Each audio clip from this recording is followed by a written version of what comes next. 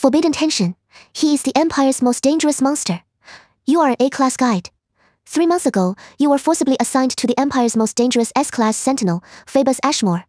The man known as the Blade of the Reaper on the battlefield, the monster even his comrades feared, the madman who viewed guides as private property. After 3 months of living in hell, you risked everything to escape. Now he has found you.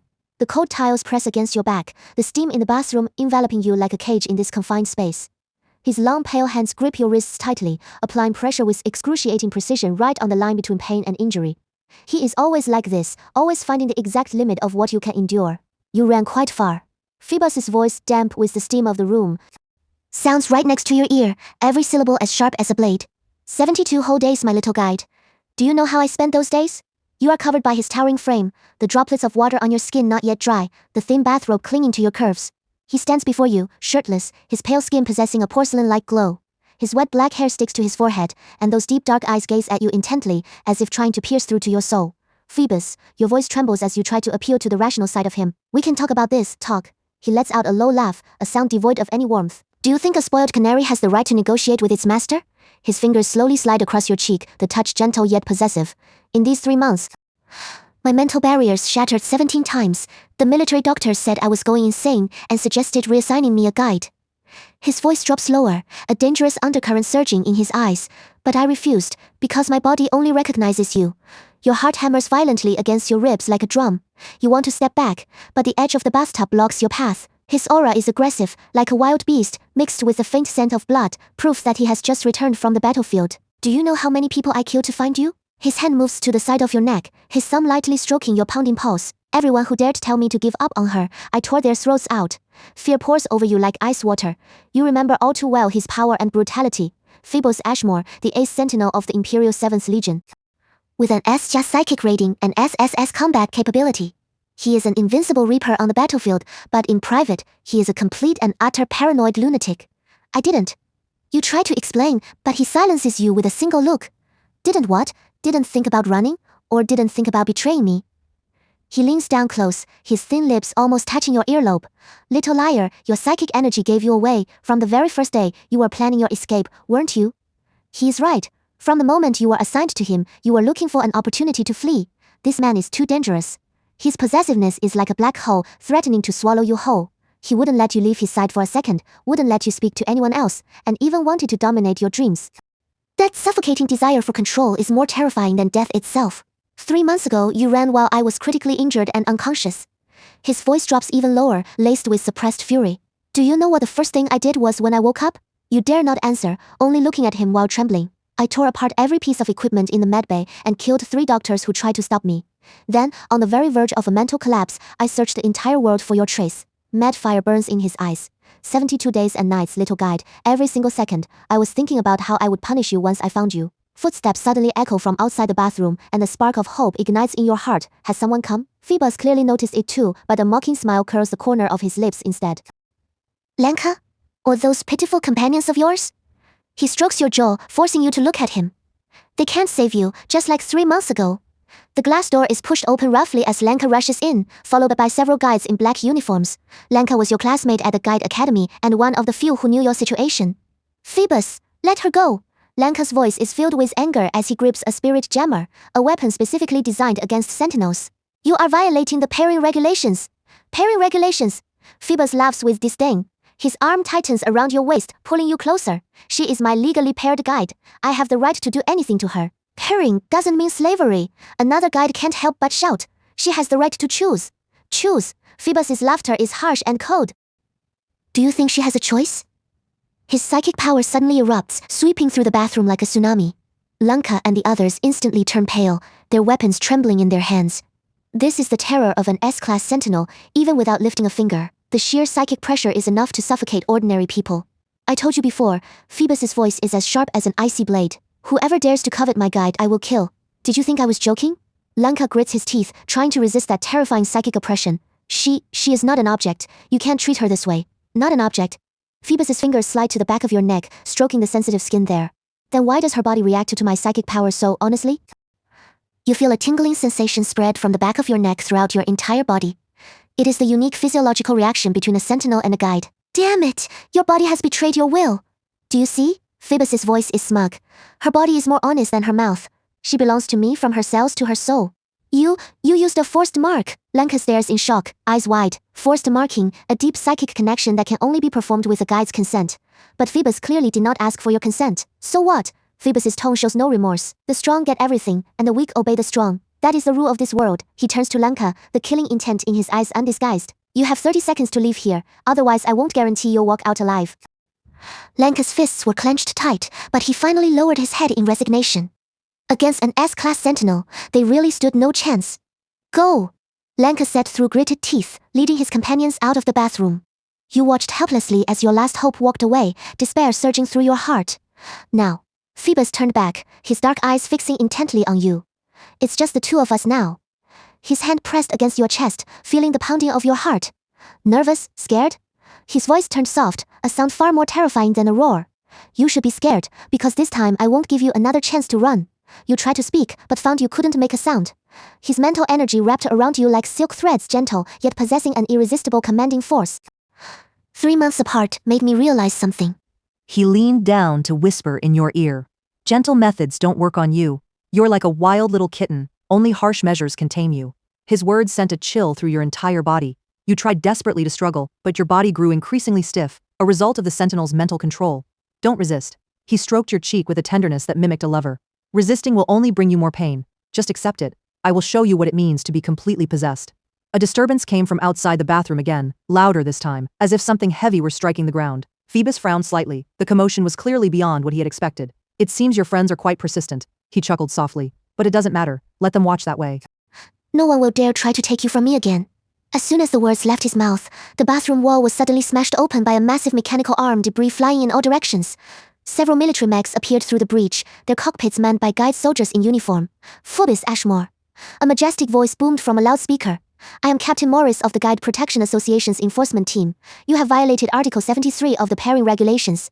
Cease your actions immediately. Phoebus's expression darkened, a dangerous glint flashing in his eyes. The Guide Protection Association. Do those wastes dare interfere in my business? Release that guide and come with us. This is your final warning. Warning. Phoebus suddenly laughed, a sound wild and cruel. I am a warrior who has bled for the Empire. I have slain countless enemies on the battlefield, while you wastes hide in the rear. What right do you have to order me around? The weapons on the mechs began to charge, emitting a dangerous glow. Mere piles of scrap metal trying to threaten me. Phoebus's mental energy erupted again, more terrifying than before. A piercing hum filled the air, the sound of space distorting under the pressure of such immense power. The electronic systems of the mechs began to flicker, clearly suffering from interference. Impossible. Captain Morris's voice was filled with shock, affecting mech systems with mental power alone. Is this the power of an S+ class? Do you see the difference now? Phoebus sneered. Go back and tell your superiors, if they want to touch my guide, they had better weigh their own words first. However, the mechs did not retreat. Captain Morris's voice rang out once more. We know you are strong, Phoebus. But this is the capital, not a battlefield. Are you really willing to become an enemy of the entire Empire for the sake of one guide? Enemy of the Empire? Phoebus's smile grew even more frenzied.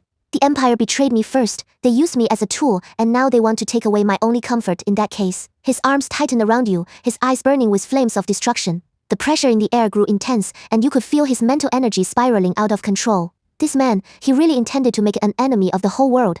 Wait, you finally found your voice trembling with fear. Don't hurt innocent people. Phoebus looked down at you, the madness in his eyes receding slightly. Worried about them? Or worried about me? You didn't know how to answer. It seems you still don't understand the situation. He stroked your cheek, his voice turning gentle once more. My little guide, it is only I whom you need to worry about. He turned toward the mechs at the breach, his voice as cold as a blade. I will give you 10 seconds. Get lost immediately, otherwise I promise, this city will become hell. Time seemed to stand still. You could hear your own heartbeat, feel the killing intent radiating from Phoebus, and see the red light of the mech's weapon systems growing brighter. In this moment you realized, no matter what you chose, everything would change, and Phoebus was waiting for you to make a choice, or perhaps waiting for the entire world to pay the price for your story. The countdown began. 10, 9, 8. Every second of the countdown was like a blade edge, cutting through a world on the verge of collapse. 7. Lenka gripped his weapon tightly, cold sweat streaming down his forehead. They all knew that against an out-of-control S-class sentinel, any weapon was merely an ornament. Phoebus's mental energy level was already beyond standard measurement ranges. If he truly went berserk, the entire city would be reduced to ruins. 6. Captain, are we really going to open fire? A team member's trembling voice came over the communicator. Captain Morris gritted his teeth, his finger hovering over the fire button. Yet he couldn't bring himself to press it. He knew that once they fired, it meant all-out war with the Empire's strongest sentinel, and no one could afford the consequences of such a war. 5. A smile of increasing madness curled the corners of Phoebus's mouth. He could feel the fear permeating the air.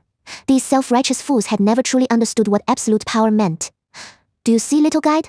He looked down, gazing at you, those dark eyes burning with dangerous flames. This is reality. In the face of absolute power, so-called justice, laws, and morality are all nothing but jokes. 4. Your heart pounded like thunder, yet in this moment you made a decision that even you hadn't expected. Wait. Your voice pierced the tense air. I will go with you. Phoebus's eyes flashed with momentary surprise, and the countdown stopped. But I have conditions. You took a deep breath, forcing yourself to look straight into his fathomless eyes. Spare them. Phoebus was silent for a few seconds, then let out a low chuckle. Conditions? You think you're in a position to negotiate terms with me? I do. Your voice trembled, yet held a determination you'd never felt before. Because you need me, otherwise you would have found a new guide a long time ago, wouldn't you? The words cut like a blade, striking Phoebus exactly where it hurt the most. His expression instantly turned dangerous, his grip tightening until he nearly choked the breath out of you. You are testing my limits. His voice was low like a beast's growl. I'm stating facts. You met his gaze, some strange force suppressing the fear within you. In the past 3 months, your mental barriers have collapsed 17 times, yet you refused soothing from any other guide, because your body only recognizes me. Phoebus's pupils shrank slightly. He hadn't expected you to expose this secret so directly. So, you continued, your tone gradually calming. You need me alive. You need me to stay by your side willingly. Killing these people does you no good, it will only make me hate you more. The air seemed to freeze as everyone waited for Phoebus's response. After a long moment, he slowly released his grip, a smile touching his lips that held both anger and appreciation. Clever little guide. You've learned to use my weaknesses against me. This isn't a threat, you said, shaking your head. It's a trade. I go with you voluntarily, and you let them go. We both get what we want. Lanka called out anxiously from a distance. Don't trust him, he's a madman. Phoebus glanced at Lanka, a flash of killing intent in his eyes, but he held it back. He looked at you again, complex emotions swirling in those dark depths. Fine, he said, enunciating every word. I accept your trade. But there is one condition. From now on, you are never to run away, not once. And if I do run away, you asked, then I will kill every single guide in this world until only you remain. His words were cold and serious, without a hint of a joke. I will leave you to live alone in this world, with no one of your kind left. Your blood froze instantly. This threat was far more terrifying than death. He intended for you to spend the rest of your life in guilt and solitude. Understood? You nodded, your voice sounding calmer than you expected. I won't run away again. Phoebus looked at you deeply, as if verifying the truth of your words. Finally, he turned to Lanka and the others and said coldly, get out of here before I change my mind. Lanka's expression was complicated. He wanted to say something, but ultimately just lowered his head in resignation. He knew this might be the only way to save you. We will come for you, Lanka said quietly before leaving. Phoebus scoffed. You are welcome to come and die. Phoebus took you to a secluded villa. Now, Phoebus turned to face you, the madness in his eyes fading, replaced by a deep sense of satisfaction. We should have a proper talk about your little adventure over the last 3 months. His fingers traced your cheek, gentle as a lover's touch, yet it only filled you with deeper dread. You went to many places, saw many people. His voice was low. Tell me, did any man touch you? Your heart skipped a beat. You had expected this question, yet you still felt terrified. No, you answered honestly. Really, his gaze sharpened. You should know, the price of lying is severe. Really? No one. You confirmed again. I was scared. I was afraid other sentinels would discover your mark on me. This softened Phoebus's expression instantly. The forced mark was indeed the most effective protection. Any sentinel attempting to approach you would sense his threat and back away. A smart choice. He nodded with satisfaction. Then tell me, during these 3 months did you think of me? The question plunged you into silence. How should you answer? Saying you hadn't would be a lie, but admitting you had would only make him more arrogant. Your silence is your answer, Phoebus chuckled. My little guide, you rely on me more than you realize. I was just, you tried to explain. Just what? Just used to my presence, just felt unsafe without me? Or did you just discover that there is nowhere in this world where you can feel safe? His words were as precise as a blade, every single one striking a nerve. You couldn't refute him, because everything he said was true. These 3 months on the run had taught you a cruel reality in this world of sentinels and guides. A guide without a sentinel's protection is like a lamb waiting for the slaughter. It seems you've understood. Phoebus's hand slid to the back of your neck, stroking the sensitive spot there. This world is not kind to guides, only by my side can you truly be safe. His words held a twisted logic, yet they were not unreasonable. You hated him, but you had to admit he was stating the facts. So welcome home, my little guide. He leaned down to whisper in your ear, his voice as gentle as a demon's temptation. This time, I won't give you the chance to run away. Footsteps echoed from outside the bathroom, but this time they were light, as if someone was approaching with extreme caution. Phoebus's expression instantly became alert, his mental power scanning the area like radar. Interesting. He laughed softly. It seems there are still some who refuse to give up. A small camera device poked through the crack in the door, its red indicator light blinking. Recording. Phoebus looked at the device with amusement. Trying to gather evidence that I'm abusing a guide? He walked over to the device and crushed it in one hand. The fragments scattered across the floor with a crisp sound. Tell the person hiding outside, he said to the broken camera, his voice laced with mockery. I, Phoebus Ashmore, never hide what I do. You want evidence? I can give you much more. With that, he turned back to you, and in full view of the audience, slowly leaned down. No. You stopped him in a panic. Someone is watching. So what? A dangerous light flickered in his eyes. Let them see what true possession looks like. His lips drew close to your neck, grazing the skin there. You could feel his breath, warm and dangerous. Phoebus, your voice trembled. He didn't stop, his lips continuing to graze your skin. Why does it have to be me? You finally voiced the deepest question in your heart. There are so many guides in this world. Why did you have to choose me? His movements paused for a moment before he lifted his head to look at you. Something flickered in those deep dark eyes, an emotion you couldn't quite comprehend. Do you want to know the real reason? His voice turned soft. Yet it carried a dangerous sort of allure. You nodded. Because you are the only guide who can make me feel whole. His palm rested against your chest, feeling the frantic thumping of your heart. To me, the soothing of other guides is merely a drug, but you... He paused, a flash of vulnerability crossing his eyes. You are the only one who makes me feel like I'm still human. Those words struck you like a bolt of lightning. You had never imagined that deep down, this seemingly omnipotent S-class sentinel harbored such profound loneliness and confusion. On the battlefield, I am a weapon. In the military, I am a monster. In the eyes of everyone else, I am not human. His voice had softened, but it was laced with deep pain. It is only when your mental energy touches me that I can remember I was once just an ordinary man.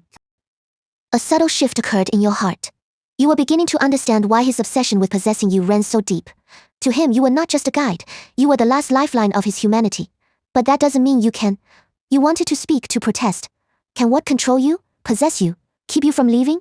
He cut you off, the vulnerability in his eyes vanishing instantly, replaced by that familiar paranoia. My little guide, it is precisely because you mean so much to me that I cannot lose you. A disturbance sounded in the distance again, but this time it was the heavy footsteps of a large troop. Phoebus's expression grew impatient. They really are persistent, aren't they? He sneered. In that case, let me show them what true terror really looks like. His mental power began to surge, and a dangerous aura permeated the air. You realized that if you let him continue, innocent people would indeed die. Phoebus, stop. You grabbed his arm. We'll go right now. Just stop hurting innocent people. He looked at you, the violence in his eyes slightly receding. Are you pleading for them? I am pleading for you. You stared straight into his eyes. Do you really want to become a demon in the eyes of the world? That remark brought a complicated expression to Phoebus's face. He remained silent for a long moment before finally unclenching his tightly balled fist. Fine. He nodded. We go. He scooped you up into his arms. The metal walls of the secret chamber reflected a cold light as Phoebus lifted you into his arms, his movements carrying a sense of ritualistic solemnity. His embrace was warm. Yet it filled you with a deeper fear, because you knew exactly what lay behind this tenderness. Are you scared? He looked down at you, complex emotions swirling in those deep dark eyes. You should be, because what comes next, I will make you understand the true meaning of belonging. There was a hidden door at the far end of the chamber. Phoebus carried you through a narrow passage into an even more private space. This felt like his personal domain. The walls were lined with instruments you didn't recognize, and the faint smell of disinfectant hung in the air. Welcome to my world. He gently placed you on a lounge chair draped in black silk, his fingers grazing your cheek. Here, there are only the two of us, no Lanka, no Guide Protection Association, and no one to disturb us. You looked around, the fear in your heart reaching its peak. This room seemed as if it were designed specifically for imprisoning a guide. Every detail revealed careful preparation and terrifying premeditation. How long have you been preparing this? Your voice trembled. 3 years. His answer was concise and terrifying. From the very first moment we made contact, I have been preparing for this day. 3 years. That number struck you like a bolt of lightning. It turned out his obsession hadn't begun with the pairing, it had started much earlier. Your meeting, what you thought was a chance encounter, was actually the result of his meticulous arrangement. Do you remember the first time we met? He sat down beside you, his voice turning soft, laced with a sense of nostalgia. The simulation training ground at the Guide Academy, you were the only guide who didn't run away when my mental power erupted. Of course you remembered. It had been an accident. An S-class sentinel had lost control of his mental power during training, and all apprentice guides were ordered to evacuate immediately. Only you, stunned by the mental shockwaves and unable to move, had stood there frozen. Then that most dangerous sentinel from the legends had appeared, reaching out to push aside the training equipment that was about to topple onto you, saving your life. I knew then, he continued, his eyes burning with a fanatical light, that you were born for me. Your mental frequency fits perfectly with mine, and your existence gives me a peace I have never known before. But that's just pairing compatibility. You tried to use reason to combat his madness. Compatibility. Phoebus suddenly laughed, the sound carrying a hint of mockery. My little guide. Do you really think science can explain everything? He stood up and walked over to a console on the wall. As he operated it, a low mechanical hum filled the room, and a holographic projection appeared on the wall. It was a record of every interaction between the two of you, from your first meeting to the pairing, and even your escape. Look at this data. He pointed at the waveforms in the projection. Every time you come near me, my mental power automatically adjusts to the frequency that suits you best. This phenomenon has occurred only once in the entire history of sentinels and guides. Once. Your pupils contracted slightly. In your courses at the Guide Academy, you had indeed learned about the legend of the fated pairing, an extremely rare phenomenon where the mental powers of two people seemed destined to exist solely for one another. The results of the first two fated pairings were wonderful. Phoebus turned to look at you, a sarcastic smile playing on his lips. They fell in love, bonded, and spent their lives in happiness, but us. He paused, the look in his eyes growing complicated. You wanted to run away. Because your way is wrong, you couldn't help but retort. Love isn't possession, and it isn't control. Love. Phoebus's expression turned dangerous in an instant. Do you think my feelings for you are merely love? He walked slowly toward you, every step radiating an intense sense of oppression. Little guide, you still don't understand. My feelings for you go beyond love. It is something more primitive, more profound, a need. Just as a person needs to breathe, needs a heartbeat, I need you. He squatted in front of you, placing his hands on either side of the bench, trapping you within his shadow. Without you, I will die. So, his voice dropped lower, laced with a terrifying resolve. I would rather destroy the entire world than let you leave me. The weight of that sentence made you fully realize the extent of his madness. This man had completely lost his reason. In his world, everything other than you was expendable. Suddenly, the urgent blare of alarms echoed through the room. Phoebus frowned and walked over to another monitor screen. The display showed the situation outside. A massive army was surrounding the building. It seems they have found us. His voice was terrifyingly calm, as if he had predicted this all along. Those are the markings of the Imperial Army. You looked at the screen, a glimmer of hope rising in your heart.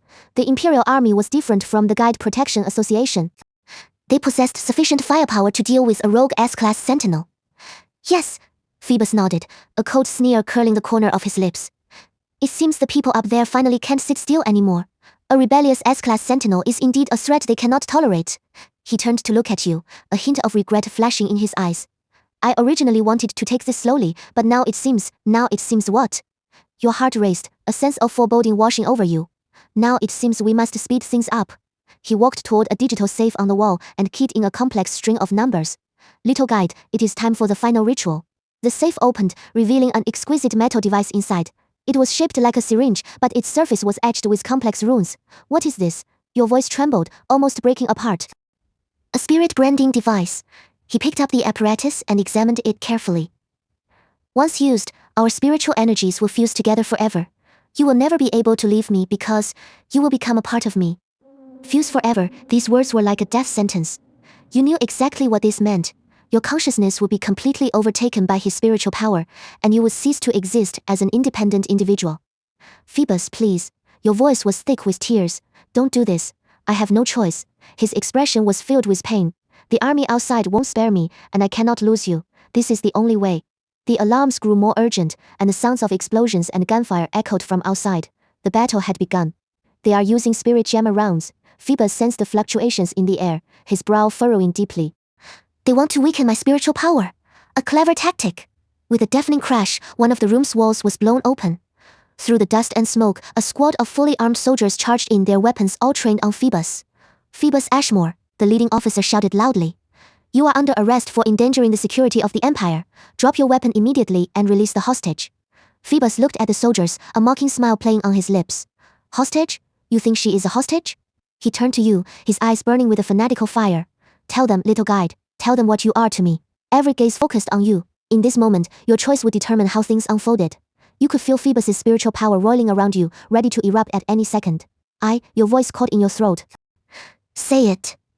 Phoebus's voice became urgent, carrying a nearly desperate anticipation.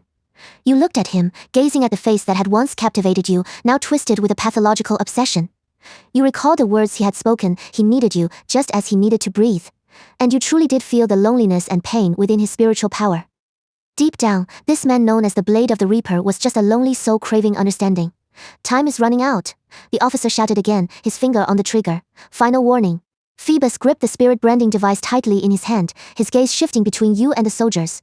You could feel his spiritual energy fluctuating more and more violently, threatening to spiral out of control. Phoebus, you finally spoke, your voice surprisingly calm. If you truly need me, then prove it. He froze for a moment, not expecting you to say such a thing at a time like this. Prove what? Prove that you love me rather than just wanting to possess me. You looked straight into his eyes. If you truly loved me, you should respect my choice.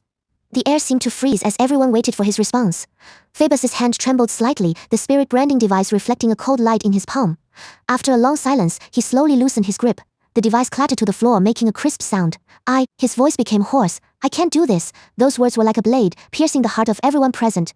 You looked at him, this man, powerful enough to stand against the entire world, yet he seemed so fragile, so human in this moment. I can't bear to lose you, he continued, his eyes welling with tears. Without you, I am no longer human. I will revert to being a weapon that knows nothing but slaughter. The soldiers looked at each other in dismay, clearly not expecting this turn of events. They had been trained on how to deal with a rogue sentinel, but never on how to handle a crying one. Phoebus, you said softly, a person does not become human because of what they possess. You slowly stood up and walked toward him. The soldiers tensely raised their weapons, but you signaled for them to hold their fire. The reason we are human is that we have the capacity to choose. You reached out and gently stroked his damp cheek. And right now, you are facing a choice. Phoebus closed his eyes, savoring the warmth of your palm. This might be the last time the two of you shared such an intimate touch. Choose to believe in me. Believe that the feelings between us do not need chains to sustain them. Your voice was soft as a feather, yet it carried an undeniable power. Choose to let go. Give me the freedom to leave, and the right to return. He opened his eyes, your reflection caught in his dark gaze. In that moment, the mad paranoia was gone. Instead, you saw a depth of love and an unbearable reluctance to let go. The gunfire outside faded away, as if the entire world were holding its breath for his decision. His voice trembled, if I let you go, will you come back? That question held all his fear and all his hope. What answer could you possibly give him? Time seemed to freeze. Everyone held their breath, waiting for the judgment of fate. The question hung in the air, sharp as a blade. You could feel the vulnerability and fear in Phoebus's eyes. It was the first time he had ever truly exposed his heart. The soldiers kept their guard up, yet no one dared to move. In this moment, the whole world seemed to be waiting for your answer. You looked at him, at the man who had once terrified and captivated you all at once. His hand was still trembling slightly. That powerful facade had finally shattered, revealing the raw truth beneath. I don't know, you answered honestly, your voice as light as a feather. But I know this, if the bond between us requires chains to hold it together, then it isn't love. Phoebus's pupils constricted slightly. He had never imagined he would one day hear such a direct confession from you. And yes, it was a confession. You were telling him that there was indeed something real between you. Then, his voice was hoarse, tentative. If I let you go, is there a chance you might actually come back? You reached out and gently stroked his cheek, feeling the warmth of his skin. Phoebus, what you want isn't a captive guide. You want a lover who stays by your side willingly, don't you? The words struck him like a bolt of lightning. He closed his eyes, seemingly trying to digest the concept, a willing lover, not a canary kept in a cage by force. But he opened his eyes, deep unease remaining in his gaze. How do I know you won't leave again? How do I know this isn't just another lie? Because, you said, slowly standing up and walking toward him under the gaze of everyone watching. I'm going to prove it to you right now. You stopped in front of him, reaching out with both hands to gently cup his face. Then, to the shock of everyone watching, you kissed him. This kiss was unlike all the forced contact that had come before. It came from your own initiative, your own choice. Phoebus stiffened at first, then slowly responded. His hand gently stroked your back, a touch more tender than anything before. When you finally pulled apart, his eyes were brimming with tears. That is the difference, you whispered. Does a kiss I give you willingly feel completely different from one that is forced? He nodded, unable to speak. If you let me go, if you give me the freedom to choose, you continued, then when I choose to return to you, you will know it is real. Phoebus fell silent for a long time. Finally, he took a slow step back, releasing his hold on you. His voice trembled. I'm letting you go. The moment the words left his lips, the atmosphere in the room shifted completely. The soldiers looked at each other in disbelief, clearly unprepared for such a turn of events. However, Phoebus continued, his eyes burning with a determination that bordered on despair. If you choose to leave, I will not come for you again. I will go to the battlefield and I will fight until I die.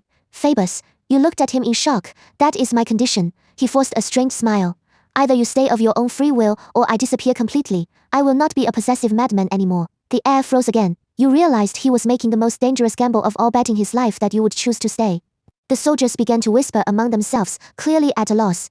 They had come here to stop a rogue S-class sentinel, only to walk into a scene of emotional turmoil. Captain, what should we do? One soldier whispered. Captain Morris looked just as lost. According to regulations, they should be arresting Phoebus, but the current situation clearly went far beyond the scope of the rules. You looked at Phoebus, your heart a mix of conflicting emotions. This man was expressing his love in the most extreme way possible. Either he won your heart, or he destroyed himself completely. You know this isn't fair, right? You smiled bitterly, holding your life over my head to force my choice. I know, he nodded. But it is the only way I could think of to make you believe I am sincere. If I choose to stay, you asked tentatively, can you promise you will never force me again? I promise, he answered without hesitation. If you stay, it will be your choice. I will spend the rest of my life proving that I am worthy of that choice. You took a deep breath and looked at the soldiers surrounding you. Can you give us a little privacy? Captain Morris hesitated for a moment, then finally nodded. 5 minutes. The soldiers withdrew to the corridor, leaving you and Phoebus alone in the room. Tell me the truth, you said, stepping closer to him. Can you really do it? Can you love me as an independent person, not as your possession? Phoebus looked at you, the emotions in his eyes incredibly complex. To be honest, I don't know. My feelings for you are so strong that they make me lose my mind. But, he paused, then continued. But I am willing to learn. If winning your heart requires it, I will learn how to love you the right way. You could feel the sincerity in his words, along with that nearly desperate persistence. This man was indeed sick, indeed paranoid. But he was also truly trying to change. Then, you said, extending your hand, let's start over, shall we? Phoebus looked at your hand, a flash of disbelief crossing his eyes. You are willing to stay? I am willing to give us a chance, you corrected. Not just staying or leaving, but giving each other a chance to see if we can find the right way to love.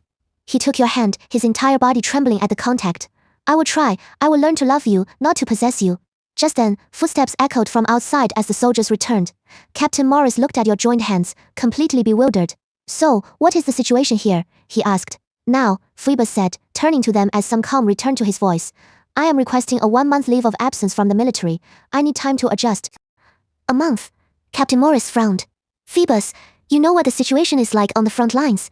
I know, Phoebus interrupted him. But if I return to the battlefield now, my mental state won't allow me to fight effectively. Give me a month, and I guarantee I will return at my peak. You looked at him, a warmth rising in your heart. He was really trying to change, for your sake, and for the future you might share. Captain Morris exchanged glances with the others before finally nodding. All right, but during this month, you must undergo regular psychological evaluations. No problem, Phoebus agreed. Once everyone had left, silence returned to the room. You stood facing Phoebus, the air thick with a subtle tension. So, he asked tentatively, what do we do now? You looked at him.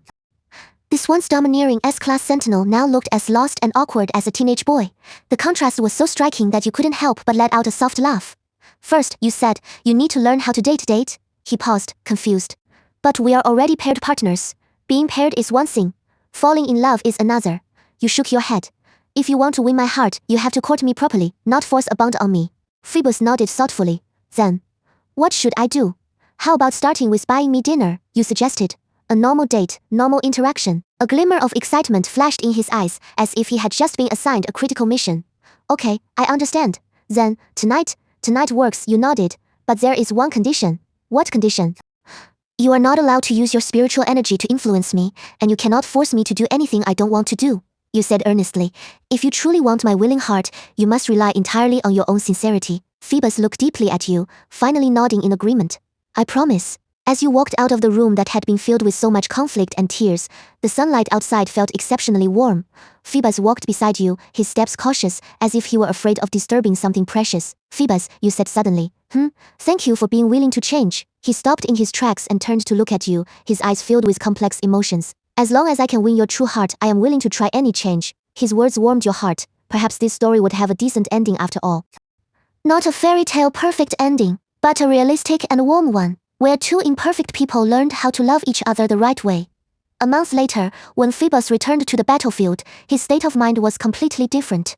Taped over his heart was a small photograph, a snapshot of the moment you had voluntarily kissed him. He would remember the meaning of that kiss for the rest of his life. And you, through the time you spent together this past month, had truly come to understand the deep loneliness and gentleness within this man's heart. Although he was still paranoid and still possessive at times, at least now, before reaching out, he would ask, "May I hug you?" And your answer, always given with a smile, was, "Yes."